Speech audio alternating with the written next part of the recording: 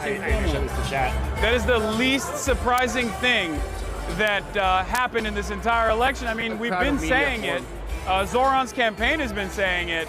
And Andrew Cuomo, until the very last moment, duped a bunch of New York Democrats into believing that he was not in the pocket of Donald Trump. And I think it's very disingenuous, but it's of course expected of Andrew Cuomo. That's the reason why he is the disgraced former governor of New York. And hopefully after tonight, his political career will be over for good. The results are going to come out pretty soon. What do you anticipate with the results? I'm hoping, inshallah, praying for a 55% victory for Zohran Mamdani, but who knows? Who knows what happens? Do I regret things that I said? Yeah, like any of the I regret things that I say, and I regret things that I will say in the future as well. I'm a human being, and I'm a Twitch streamer. I'm not a serious political operative by any metric. If Andrew Cuomo decides to present me as some sort of kingmaker, well, he's wrong. I'm just a regular ass dude. But that's probably the reason why I have 70,000 people watching right now, because people want to hear from regular ass dudes as opposed to more buttoned up commentary folk that don't actually represent the interests of everyday citizens. You say you were hoping for a 50 to have? Oh no, this was a major contest. This was a major contest. Hundreds of millions of dollars dumped, so many hurdles that Zohran had to overcome. So I'm hoping for that, but that doesn't actually spell whether or not he has a popular mandate. I think what shows that he has the people's wishes is that in spite of all of the odds, he came from a lesser known candidate background to defeating a dynastic name in New York politics in Andrew Cuomo in the primaries, and then still had to continue fighting in a crowded field with the President of the United States of America entering the fray, and even potentially talking about removing funds illegally from New York that were previously allocated. A lot of very wealthy and very powerful people are terrified, I think. And it's really interesting because what Zohran Mamdani has represented as an outsider's perspective is a guy who's putting working class people first in his campaign. And the very fact that that is so terrifying that you have the likes of Stephen Miller, Donald Trump, Bill Ackman, Elon Musk, numerous billionaires in the United States of America, this scared, this worried, is really interesting to me. It's like, why are you so antagonistic to offering people some modest change, a crumb of affordability, a modest expansion of already existing social safety nets? Why is this so hard to fathom for so many wealthy people? And I think it's because they want to destroy hope. They want to destroy hope within the working class that a better tomorrow is possible, because they do worry.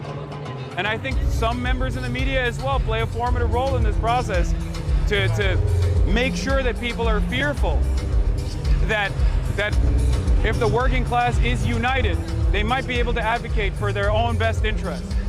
Could you talk a little bit about what Zohran's victory would mean for the pro-Palestinian movement from your perspective? I think that the pro-Palestinian position was a third rail, an untouchable part of American politics for far too long. And I think that's another reason why a lot of people feel threatened, even though Zohran Mamdani advocated at the time boldly for the majority position. This was already, the position that he advances is the majority position that many Americans and the overwhelming majority of Democrats also agree with. And yet, for some weird reason, we don't see that in Washington, D.C. And I always ask myself, why? I talk to politicians all the time. I say, what's going on? I mean, the overwhelming majority of your base of support are very clearly recognizing right from wrong in terms of our seemingly unconditional loyalty to the state of Israel, a foreign nation that demands billions and billions of dollars in weapons transfers, and then also ends up interfering in our domestic affairs as well in terms of anti-BDS legislation that they advance in 38 different states in the United States of America right now. I mean, this is a direct violation of the First Amendment, and for some weird reason, this is like not ever discussed. And for the first time ever, a lot of Americans did actually realize that this was a significant problem for them, so much so that I think they rewarded a politician that came out and said, I want to be a mayor of New York. I don't need to go to Israel to be the mayor of New York. And I saw so many apolitical people, so many people that are completely checked out of the political process, turn around and say, yeah, actually, that is very cool that he said that. Why are we asking the New York mayor whether or not he'll go to Tel Aviv or visit Tel Aviv? It's a ridiculous question.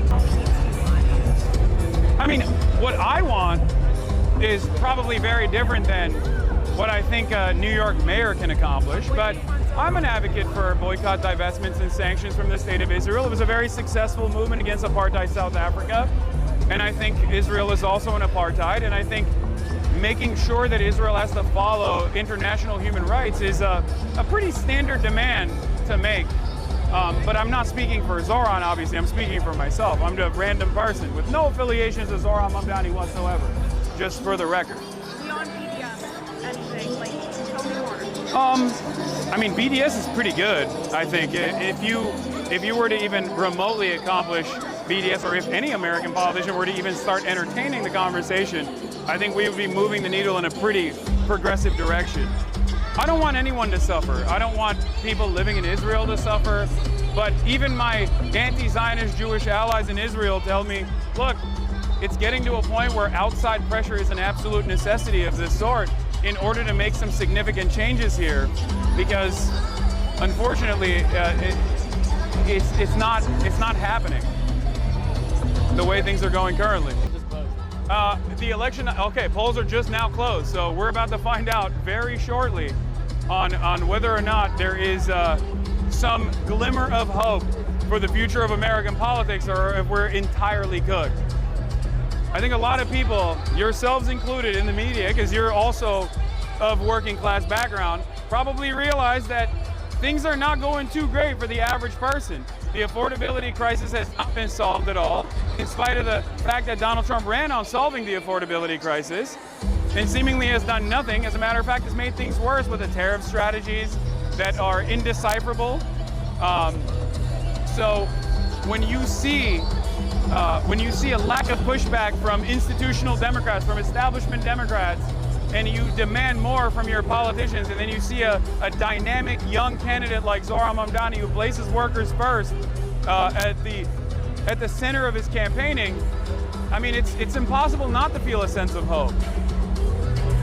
What do you make of the Cuomo campaign kind of drawing you into the race repeatedly? And there was an ad this morning that kind of placed you and Zohran next to the imagery of the Twin Towers wall. I mean, he's a racist. It's just ridiculous. It's ridiculous that he was. Not only is he incredibly racist for trying to associate his historically significant Muslim mayoral competition as somehow being affiliated with 9/11 in the most sinister way, which he basically gave the game away on the Sid Rosenberg show when he straight up agreed with Sid Rosenberg that Zohran would cheer on another 9/11. This is an unacceptable form of bigotry. It's the type of bigotry that you sometimes hear from the likes of Donald Trump, but surprisingly enough, perhaps because of all the Gulf royals that Donald Trump deals with on a financial basis, you don't even hear that level of Islamophobia from Donald Trump. Think about that. An establishment Democrat who bills himself as an establishment Democrat, outflanking the right-wing reactionary president on Islamophobia in an effort to potentially try and win a New York mayoral race. What are the implications of that for 1 in 8 New Yorkers that happen to be of Muslim background? I find it to be morally repugnant, and I find that kind of politics to be absolutely unacceptable. But it is, of course, expected from the likes of Andrew Cuomo, a disgraced former governor who had to basically drop out of being the governor due to credible sexual assault allegations and due to the fact that he may or may not have played a formative role in killing 15,000 elderly during COVID. And you see that attitude from his campaign, where he ran around demanding that he be mayor, demanding that he be ordained as mayor, instead of making an affirmative, instead of making a positive statement about what it would look like under his rulership. What would it look like if he was mayor of New York? He didn't do that at all. It was all negative. It was all relentless attacks against the Muslim candidate that he was opposing. And I hope that we can move beyond this unnecessarily dark chapter in New York electoral races.